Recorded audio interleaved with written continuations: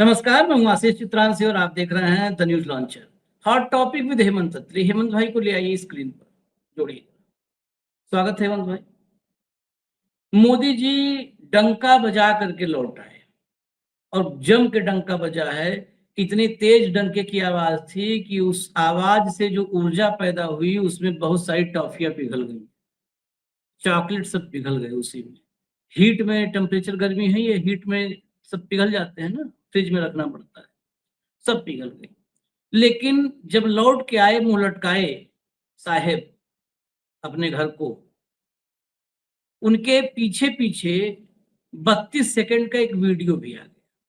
और ये वीडियो किसी और ने नहीं, वही मेलोडी वाली मेलोनी ने ही ये वीडियो जारी किया है।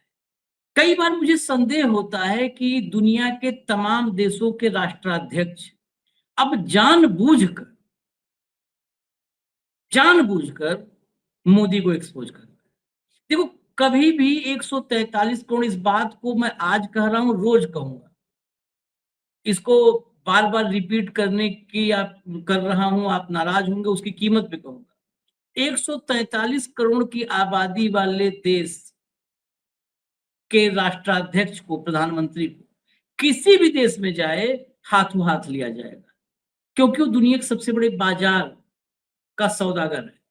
वही सौदा करे, वही बचाएगा या वही बेचेगा, तो इसलिए उसको कहीं भी हाथों हाथ लिया जाएगा। लेकिन पिछले कुछ वक्त से जो ट्रेंड देखा जा रहा है मोदी को लेकर के, सामने तो गले लगना, ही हा हा हु सब कर देते हैं, लेकिन जैसे ही मोदी वहां से आंख से दूर जाते हैं, ओझल होते हैं, वो पीछे से तत्काल इनकी हकीकत दिखा देते हैं कि जाओ, इनकी हकीकत ये है भैया, देख लो आप। इसलिए ही बात कर रहा हूं, मोदी और मेलोनी के बीच जो भी मुलाकात हुई, बात हुई, उसके वीडियोज भारत में जो आए, वो पीटीआई, एएनआई, जिसके भी जरिए, वो पूरे सोच समझ करके उन हिस्सों को यहां पर प्रसारित किया गया। और वही हम लोगों को अवेलेबल हुए। वहां पर कोई भी ऐसा था नहीं कि कोई कैमरा लेके कैमरामैन खड़ा हो किसी मीडिया हाउस का, वही सबको मिले जो वीडियोज एएनआई पीटीआई ने दी। मोदी जी आए, पीछे से 32-33 सेकंड का वीडियो आया। वो 33 सेकंड का वीडियो मोदी के सारे डंकक जो है, सारे डंक पानी फेर दिया। पानी नहीं फेरा, गोमूत्र और गोबर सान करके लिपाई कर दिया उसने। जैसे घरों में पहले लिपाई होती थी, तो गौमूत्र और गोबर का मिश्रण बना करके पूरा लीप दिया। जो मौन वीडियो आया था, उसके पीछे ऑडियो मेलोनी ने सुनवा दी कि आप देखिए, आपका प्रधानमंत्री मुझसे कितनी बड़ी बड़ी बातें किया है लोकतंत्र पर, हा हा हा हा हा हा, ये बातें हैं। और वो किस पर? अच्छा, कोई कॉमेडी जोक हो, मान लिया कुछ ऐसी बात हेमंत भाई कह दें कि मतलब जिस पे हंसना हो, तो हम भी हंस देंगे। अब हेमंत भाई कहें कि मेरे घर के सामने से एक नाली है, आजकल जाम है, अब हम हंसने लगे उस पर, तो क्या बनता है? फिर उसी नाली में डुबो देना चाहिए, हमारी गर्दन पकड़ के उसी नाली में डुबो दो। अरे यार, नाली जाम है, इसमें हंसने की क्या बात है? ये उस टाइप की हरकतें हैं। इसके अलावा मैं आपको 2 स्क्रीनशॉट दिखाऊंगा। मोदी जी दुनिया के सर्वाधिक लोकप्रिय नेता है ना, उस लोकप्रियता की तुलना मैं आज किसी और से नहीं करूंगा। जिसके पास से लौटे हैं मेलोनी के पास से, मेलोनी और मोदी की लोकप्रियता की तुलना करूंगा। मोदी की लोकप्रियता का सच आपके सामने खुल जाएगा। कार्यक्रम शुरू करते हैं भैया। सबसे पहले जो कल मौन वीडियो आया था, वो वीडियो दिखाइए ताकि लोग तुलना कर पाए। मौन वीडियो, ये देखिए, ये मौन वीडियो, इसमें ऑडियो नहीं है, चला दीजिए, वीडियो चल दीजिए। हाँ, इसमें इसमें ऑडियो नहीं है। अब ये देख करके लग रहा है ना कि अभी तो मेलोनी ही बोल रही हैं। देखिए, अब ये यहाँ लग रहा है कि कितनी गंभीर चर्चा है। देखिए, मोदी जी उधर मेलोनी देखे, फिर उधर पीछे मुड़ के देखे, लग रहा है कि पूरा समझ रहे हैं कि कौन सा प्लॉट खाली है, पूरा एकदम डिटेल में समझ रहे हैं। यहाँ पर ये हब बनेगा, यहाँ पे रिएक्टर लगेगा, सारा समझ ले रहे हैं। देखिए, हालांकि कल भी हम लोग जब दिखा रहे थे तो हम कहे कि मैक्सिमम टाइम मोदी जी मौन नजर आ रहे हैं, मेलोनी ही बता रही है। कुछ मन में सवाल हो तो इनको भी सवाल कर लेना चाहिए। लेकिन ये कल का वीडियो जो मौन था, जो हमारे देश के पत्रकारिता का साक्षात जो है मुजाहिरा है, ये साक्षात यही इस देश की पत्रकारिता थी कि म्यूट कर दो, सुनने में ना आवे कि क्या हुआ था। लेकिन बिना ऑडियो के शूट नहीं हुआ था, उसमें ऑडियो था। मेलोनी ने ऑडियो वाला क्यों डाला, ये सवाल है बड़ा। अब जरा ऑडियो वाला 32-33 सेकंड का क्लिप है, वो दिखा दीजिए। उसमें आपको खाली शुरू में हेलो हाय नमस्ते ही समझ में आएगा, बाकी आप सुनिए ध्यान से।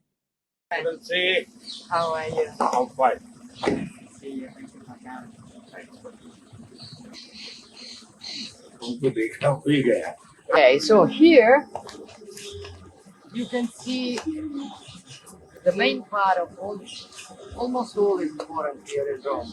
Hundreds and hundreds of churches here. From here I can count 1, 2, 3, 4, 5, 6, 7, 8, 9. Wherever you go, you see one. The big white building. एक बार आखिरी का 10-15 सेकंड एक बार फिर से रिपीट कर दीजिए, 15 सेकंड आखिरी का। The main part of almost all is important here in Rome. Hundreds and hundreds of churches here. From here I can count 1, 2, 3, 4, 5, 6, 7, 8, 9. Wherever you go, you see one. The big white building. Hemant भाई, ये अंग्रेजी में था, मान लिया थोड़ा हमारी तो कच्ची है, आपकी पक्की पकाई अंग्रेजी है, आप पूरा समझ गए होंगे। ये कौन सी इतनी बहुत मतलब जिससे चीन थर्रा जाएगा, पाकिस्तान कांपेगा, ऐसी कौन सी वार्ता थी ये? आशीष भाई नमस्कार आपको, सारे दर्शक साथियों को भी। देखिए, जो भी राष्ट्राध्यक्ष कभी जाता है तो फॉर्मल मीटिंग जो होती है, शिखर वार्ताएं और सारी, उससे पहले इनफॉर्मल इंटरेक्शन करके थोड़ा इजी होना होता है एक दूसरे के साथ। तो इस तरह की फोटो प्लान की जाती है कि भाई उसमें सारे में इजी दिखे, थोड़ा सा इंटरेक्शन हो जाए, ताकि फिर आगे बातचीत में आसानी हो। तो उसी कड़ी के अंदर जैसे पहले गेट पे रिसीव किया, वो सेरेमोनियल है, उसके बाद उनको छत पे ले गई अपने आवास पे पिछली साइड, और वहां वो क्या बता रही है उनको कि ये रोम के अंदर हर जो आसपास में बहुत सारी चर्चेज है, ठीक। और यहाँ पर अगर मैं गिनना चाहूँ, यहाँ सैकड़ों चर्चेज हैं इटली के अंदर, अगर मैं यहीं से गिनना चाहूँ तो वो गिनना शुरू किया उन्होंने। 6-7 पे पहुंची थी वो, और जब तक वो 8-9 पे पहुंचे तब तक मोदी जी पूरी डिप्लोमेसी कर चुके थे। इन 3 सेकंड में मोदी जी वाली डिप्लोमेसी हो गई थी। हाँ हाँ हाँ भाई। अब ये मेरी समझ में नहीं आया कि वो हंस क्यों रहे थे कि चर्चेज वहां इतनी बात है, तो आपको गंभीर होकर के सुनना चाहिए वो जो बात बता रही है। अब मोदी जी की हंसी क्यों निकली, या तो कैमरा कोई ज्यादा क्लोज से पकड़ गया, क्योंकि मोदी जी की तो हंसी ही निकलती है, उसके अलावा तो क्या ही निकल रहा है।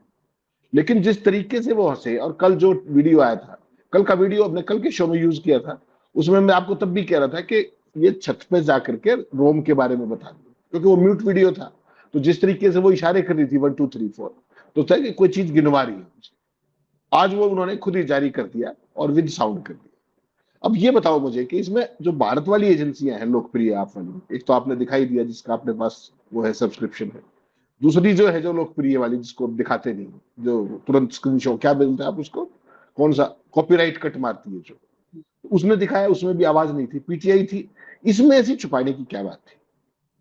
लेकिन ये एक एज ए पॉलिसी मैटर है कि मोदी जी का कोई भी फॉरेन का क्लिप हमारे वाले जो है वो कभी भी साउंड के साथ जारी ना करें, वो हमेशा म्यूट हो। वो एक स्टैंडिंग इंस्ट्रक्शन टाइप की चीज है जो आपको हमेशा मिलेगी। और जब भी आपने मोदी जी के क्लिप देखे होंगे विद साउंड, वो सारे फॉरेन सोर्सेज से आएंगे, या तो किसी देश का हेड ऑफ स्टेट उसको ट्वीट कर दे, या वहां की कोई एजेंसी जारी कर दे। तो भारत को फिर बड़ी दिक्कत होती है, क्योंकि विश्व गुरु की सच्चाई क्या है, कैसे वो बोलते हैं, कैसे इंटरेक्ट करते हैं। अब जैसे आपने जो पहला वीडियो में दिखाया, वो वेलकम कर रही है गेट पे, तो आई एम फाइन के अलावा तो कोई समझ के दिखा दे बड़े से बड़ा अंग्रेज भी कि उन्होंने क्या कहा, ठीक। और उसके बाद क्या कहा होगा उसकी सहज कल्पना आप कर सकते हैं। तो बेसिकली क्या है कि जब आपको 12 साल से आप एक ही काम आपने अच्छे से किया है, और वो है विदेशों के अंदर डंका बजाने का, तो 10-12 लाइन तो समझ ही लेनी चाहिए कि जो जो बोली जा सकती है। कैमरे पे बोल दो, वैसे बोल दो। अब चलते टाइम आपके घर पे आते टाइम तो टेलीप्रॉम्प्टर कोई कैरी कर नहीं सकता आपके लिए, वो तो आपको मन से ही बोलनी पड़ेगी। 5-7 लाइन याद कर सकता है आदमी, कोई इतनी बड़ी चीज नहीं। तो लेकिन वहां भी आई एम फाइन के अलावा कुछ समझ में नहीं आया। बॉम्बे में एक देश के राष्ट्राध्यक्ष शायद मैक्रो थे उस दिन, जब वो घूमे थे, मॉर्निंग वॉक की थी, वो वीडियो हमने दिखाया था आपको, उसमें भी इस तरह की चीजें थी। तो यानी कि कोई भी वीडियो जो बाहर से आता है उसमें फॉरेन सोर्स से ही वॉइस आती है, साउंड आती है।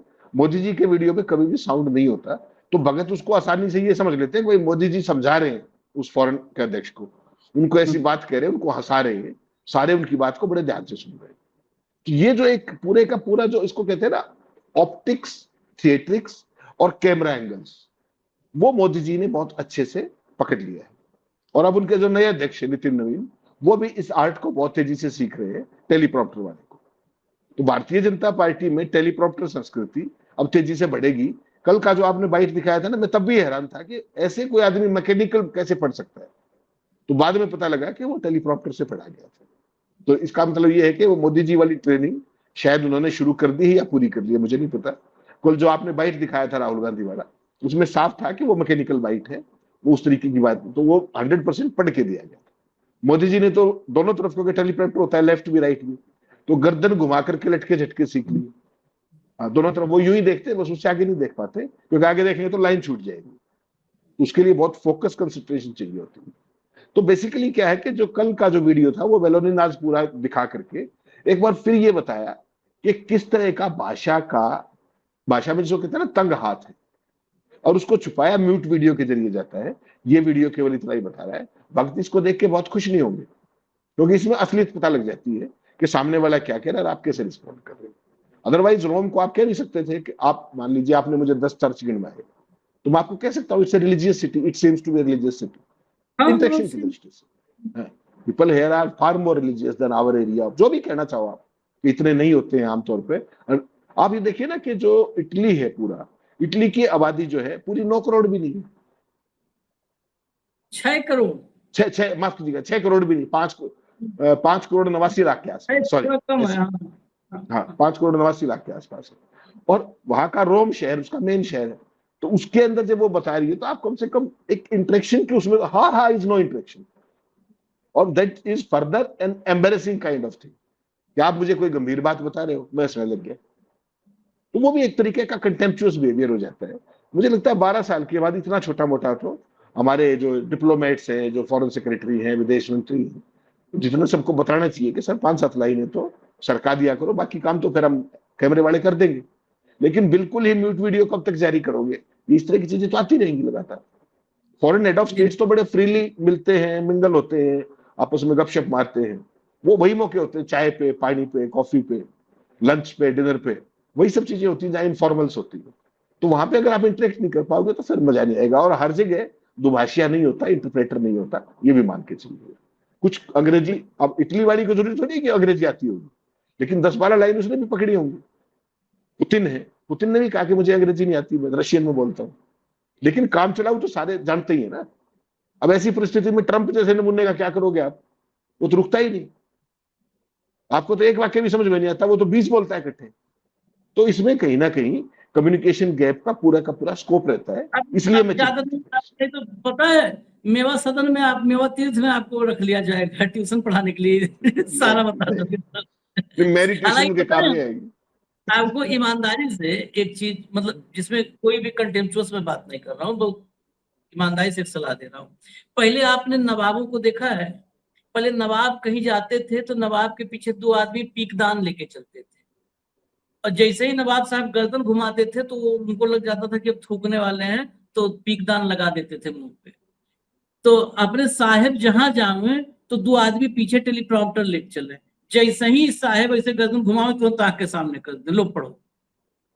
नहीं, लेकिन सामने दिक्कत है ना, आपने क्या बोल दिया? टेलीप्रॉम्प्टर जो है ना वो इम्प्रॉम्प्टू नहीं होता ना भाई। अभी तुम बोलो हमको अपना पढ़ना, हेमंत भाई अब ये मजबूर थोड़ा कोई कर देगा कि मोदी जी जो तुम कहोगे वो बोलेंगे।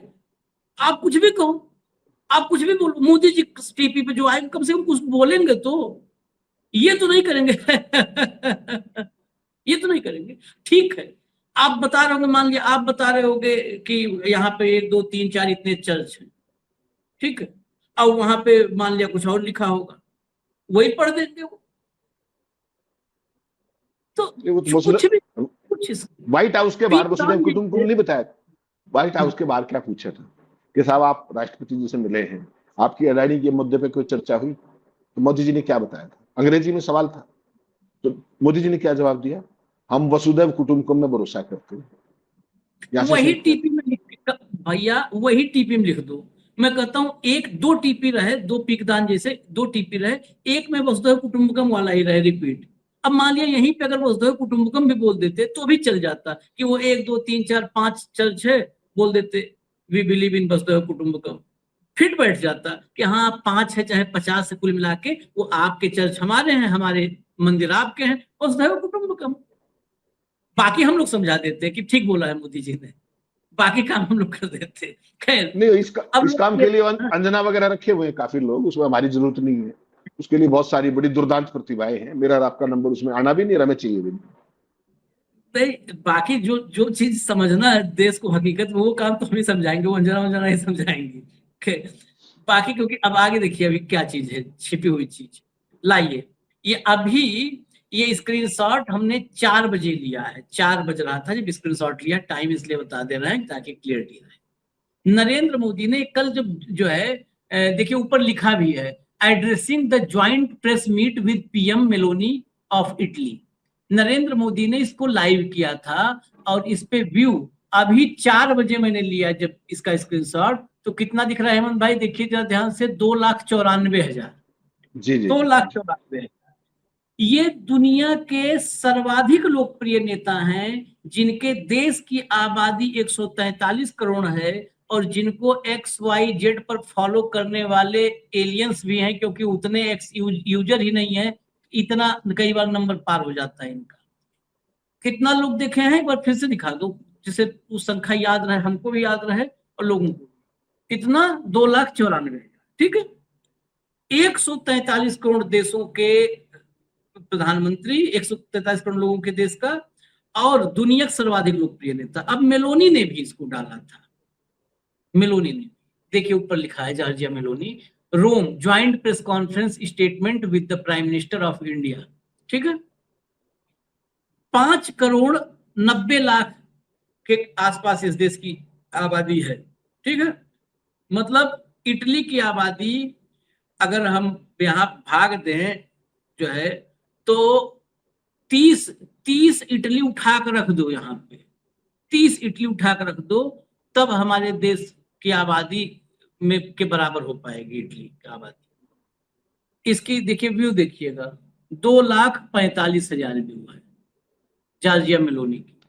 लोकप्रियता, दुनिया में लोकप्रियता पैमाना अगर हमारे यहाँ पूछा जाए तो मेलोनी हो सकता है 200 में 300 में नंबर पे हो, या अभी हो सकता है उसमें रेस में ही ना आए। हटा दो उसको, हटा दो, हटा दो। हेमंत भाई, मैं इसको लोग कहेंगे कि ये इसका क्या मतलब है, लेकिन बहुत मतलब है। दिन भर एक ही बात तो रटता है, कोई मुख्यमंत्री खड़ा कर दो, पूछो उससे, नीट का पेपर लीक हो गया, दुनिया के सर्वाधिक लोकप्रिय नेता माननीय प्रधानमंत्री नरेंद्र मोदी जी के प्रयासों से इस देश को हम विश्वगुरु बनाए जा रहे हैं, पेट्रोल महंगा हो गया। विश्व के सर्वाधिक लोकप्रिय नेता प्रधानमंत्री नरेंद्र मोदी जी हर हालात पर नजर बनाए हुए हैं, दुनिया उनकी ओर देख रही है। खाद नहीं है, विश्व के सर्वाधिक लोकप्रिय। ये टेप आप देखे है ना, ये टेप सबके फिट कर दिया गया है यहीं पे, कंठ में चिप बना के खोस दिया गया है कंठ में। कंठ खुलेगा तो यहीं खुलेगा, शुरुआत यहीं से ओपन होगा।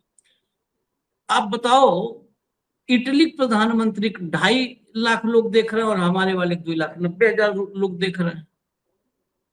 ये लोकप्रियता, ऐसी लोकप्रियता से राम बचावे, इनकी लोकप्रियता पोल नहीं खुल रहा है इससे। आशीष भाई देखिए, ये तो आजकल तो मोदी जी के साथ समस्या क्या होगी है, किसी भी विषय के ऊपर वो जब डालते हैं तो निश्चित तौर पे उसमें जो उनकी एंगेजमेंट है सोशल मीडिया पे पहले की तुलना में काफी कम हुई है, और लोगों की रिएक्शन बड़े एग्रेसिव है, वायलेंट है, और कई बार तो ऐसी परिस्थिति हुई है कि कमेंट्स का सेक्शन बंद करना पड़ता है। इस पर आपने कई बार चर्चा की। आपने जो इन दोनों फोटोग्राफ्स के अंदर जो एक चीज मिस कर गया, आप करते नहीं हो आमतौर पर, उन दोनों फोटोग्राफ्स को दोबारा देखिए। मोदी जी के फोटो में खेल है। मोदी जी ने जो फोटो ट्वीट किया है, क्या लिखते हैं? Addressing the joint press meet with PM Meloni of Italy. He is not addressing the joint press meet, he is addressing joint press statement. You have to understand this. Press conference का मतलब press meet क्या होती है कि ठीक, तो this is joint press statement, not a joint press meet. और दूसरी चीज ऑब्जर्व कीजिएगा, मोदी जी ने जो फोटो ट्वीट किया इसमें टेलीप्रॉम्प्टर नहीं है, गायब कर दिया गया है। ठीक, अब मेलोनी का दिखाइए, उसमें मेलोनी लिखती क्या है? साफ साफ लिख रही है, joint press statements with the Prime Minister of India. ठीक, क्लियर हुआ? और सामने फोटो देख लीजिए, उसके अंदर टेलीप्रॉम्प्टर लगा हुआ है। और अगर इसका फ्रेम थोड़ा सा बड़ा होता तो उनके राइट में टेलीप्रॉम्प्टर होता है, ये लेफ्ट वाला है। तो ये जो बेसिक अंतर है, ये भी चीज आपको देखनी पड़ेगी। ये मोदी जी ने केवल ज्वाइंट प्रेस स्टेटमेंट पढ़ी है। देखिए, अब ज्वाइंट प्रेस स्टेटमेंट हमेशा पढ़ी ही जाती है, उसको आप हाँ याद नहीं कर सकते क्योंकि इश्यूज होते हैं बहुत सारे, उसमें 4 5 6 टॉपिक। तो मेलोनी भी उसको पढ़ रही है कागज से। मोदी जी के पास कागज भी है और टेलीप्रॉम्प्टर भी है, अच्छी बात है, कोई बुराई नहीं है उसके अंदर। लेकिन ये कहना कि joint press conference, no sorry, this is not a press conference, this is joint press statement, you have to differentiate between the two. Press conference is always bilateral, monologue हाँ नहीं भाई। होता, डायलॉग होता है, दैट इज डायलॉग। हाँ आप सवाल पूछेंगे, मैं जवाब दूंगा, हो सकता है मैं 2 जवाब दूं, 1 जवाब दूं, 4 जवाब दूं, लेकिन मोदी जी सवालों के जवाब ना उन्होंने नॉर्वे में दिए ना कहीं और दिए। ज्वाइंट प्रेस स्टेटमेंट कहीं पर बहुत मीडिया बहुत क्लोज प्रॉक्सिमिटी में होता है, कहीं थोड़ा सा दूर होता है। सवाल जवाब की परंपरा हर देश के अंदर होती है विजिटिंग डिग्निटरी के साथ, लेकिन मोदी जी जनरली उसको अपने आइटिनरी से बाहर रखते हैं। ज्वाइंट स्टेटमेंट किया और गायब। और मुझे लगता है आने वाले दौर में जब तक प्रधानमंत्री रहेंगे, ऐसे देशों को वो अवॉइड करेंगे जहां पर सवाल पूछने की संभावना रहती है। ऐसा मेरा हंच है कि वो इस तरह की चीज जो नॉर्वे में उनके साथ हुई, वो उसको सर्टेनली अवॉइड करना चाहेंगे। 6 दिन का जो भी ढोल तमाशा था वो सारा खराब नॉर्वे के कारण हुआ, इसमें किसी को कोई शक नहीं। और विदेश मंत्रालय ने उसका और किया कराए का कचरा कर दिया, ये आपने देखा। चलिए, इटली से आए हैं, मतलब कहाँ कहाँ गए थे? यूएई गए, फिर नीदरलैंड गए, फिर स्वीडन गए, फिर नॉर्वे गए, फिर इटली आए, इटली से भारत आए। और सब जगह आपने देखा होगा कैसे गए हैं और कैसे ठहाके लगाए हैं, हाथ हिलाए हैं। भारत वापसी जरा देख लीजिए, लोग व्यंग कर रहे हैं। व्यंग करना अधिकार है। व्यंग तो मतलब एक ऐसी विधा है जिसकी मतलब हर दौर में तारीफ होती रही, अच्छे व्यंगकारों को सम्मान मिलता रहा। भारत के दौरे पर आए भारत के प्रधानमंत्री नरेंद्र मोदी, ये किसी ने व्यंग में लिखा है फोटो लगा के कि भारत के दौरे पर आए भारत के प्रधानमंत्री नरेंद्र मोदी। लेकिन भारत आने पर उनका एक्सप्रेशन क्या था? गए थे तो कितने उत्साह से गए थे, और वापस आने पर चेहरा लटका हुआ, मुरझाया हुआ चेहरा। इसके पीछे की परेशानी हम समझ सकते हैं।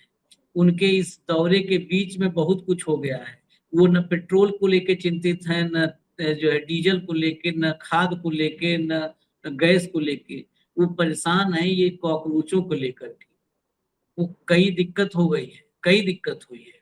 और ऊपर से कुछ खबरों को इस देश की मीडिया, इस देश की पापी मीडिया कुछ खबरों को ऐसे दबा रही है, जिन खबरों को अगर उभार दिया जाए, सामने लाया जाए, तो फेस लॉस हो जाएगा प्रधानमंत्री का। जिस इटली से डंका बजा के टॉफी खिला के आए हैं, उसी इटली में एक जो है ये भारत से ही जा रहा था शिपमेंट को, उसी के तट पर रोक दिया गया है।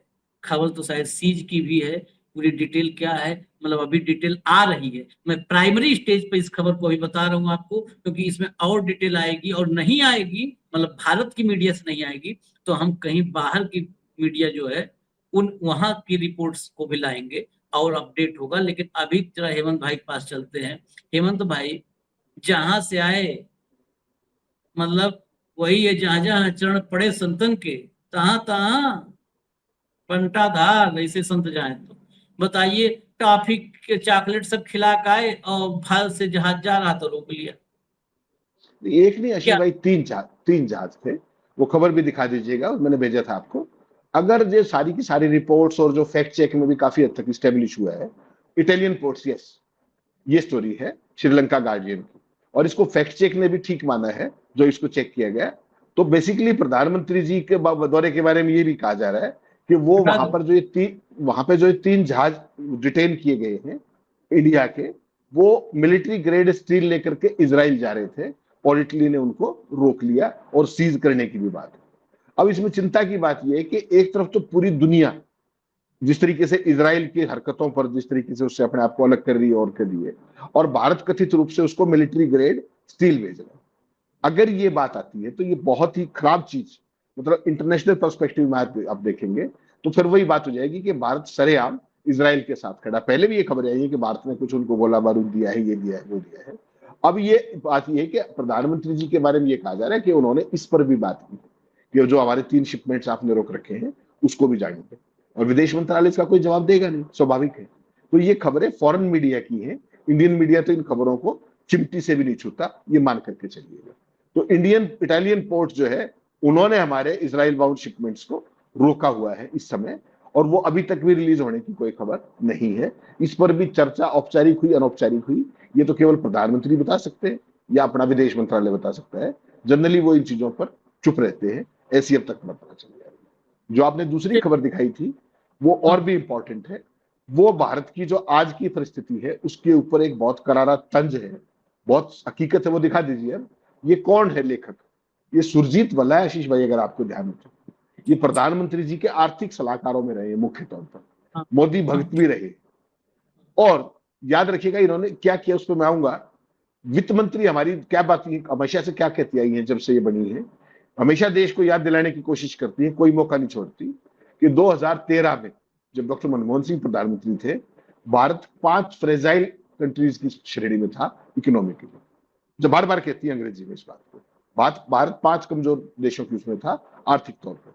लेकिन सुरजीत भल्ला जो ये लेखक हैं, जिन्होंने प्रधानमंत्री ने आईएमएफ में भारत के कार्यकारी निदेशक के रूप में नियुक्त किया है, आईएमएफ के एग्जीक्यूटिव डायरेक्टर, वो क्या कह रहे हैं, तर्क देते हैं कि हम कमजोर 2 देशों की श्रेणी में आ चुके हैं।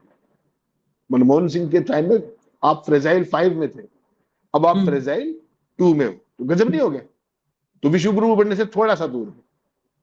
वो हेडिंग एक बार रखिएगा स्क्रीन पे। वो क्या कह रहे हैं, भारतीय रुपया पिछले 1 साल में अमेरिकी डॉलर के मुकाबले लगभग 12% गिर गया है। ये लगातार 7वां साल है अब जब इसमें गिरावट आई है, और 2025 में एशिया की सबसे खराब प्रदर्शन करने वाली मुद्राओं में ये शुमार होगा। ये कौन कह रहा है? मोदी भक्त सुरजीत भल्ला। और ऊपर देखिए हेडिंग, हिला के रख देगा आपको। क्या कह रहा है? BJP is winning the elections, Bharatiya Janata party चुनाव जीत रही है, बट लूजिंग द इकोनॉमी, लेकिन अर्थव्यवस्था हार रही है। ये बात अगर आशीष चित्रांशी और मैं कह दें, हटा दीजिए, अगर मैं और आप ये बात कह दें तो कोई बात नहीं, लेकिन सुरजीत भल्ला ये बात कह रहे हैं तो आप मान के चलिएगा कि भारत की जो अर्थव्यवस्था है वो गड्ढे से नीचे पाताल में जा चुकी है। अगर सुरजीत भल्ला पिछले 12 साल से अपने तमाम तर्कों से कुतर्कों से वो मोदी सरकार की पॉलिसीज को डिफेंड करते आए एक तरीके से मीडिया में। ये पहला अवसर है जब उन्होंने मोदी सरकार को आईना दिखाने का काम किया है। इससे आप जो भारत की इकोनॉमी की ग्रेविटी है आज, उस परिस्थिति को आप समझ सकते हैं, और सारे दर्शक भी समझ सकते हैं कि कहां पर उसको रसातल में झोंक दिया गया है। और अब जो परिस्थितियां हैं भारत में आते ही, जैसे मीटिंग करो, ये करो, सारे मंत्री बाहर नहीं जाएंगे और नहीं जाएंगे, वो जो वहां बदपिटी है और उसको इटली की मेलोडी से दूर करने की कोशिश की गई है, उसी के अंदर ये नई ऑप्टिक्स जोड़ी जा रही है। यही मीन्स बिजनेस, विदेश से आए आते ही सारी कैबिनेट को ये कर दिया वो कर दिया। तो ये पूरी की पूरी थिएट्रिक्स और ऑप्टिक्स इसके मोदी जी माहिर है। लेकिन असल में जो भारत की जो पूरी परिस्थिति है, वो जो राहुल गांधी ने कहा, वो आर्थिक तूफान आ चुका है सुरजीत भल्ला के इस लेख के बाद, ये बिल्कुल इस्टेब्लिश होता है। चलिए, सुरजीत भल्ला मतलब अब तो मोदी के घर में ही कॉकरोच घूम रहे हैं। अब बताओ क्या करोगे?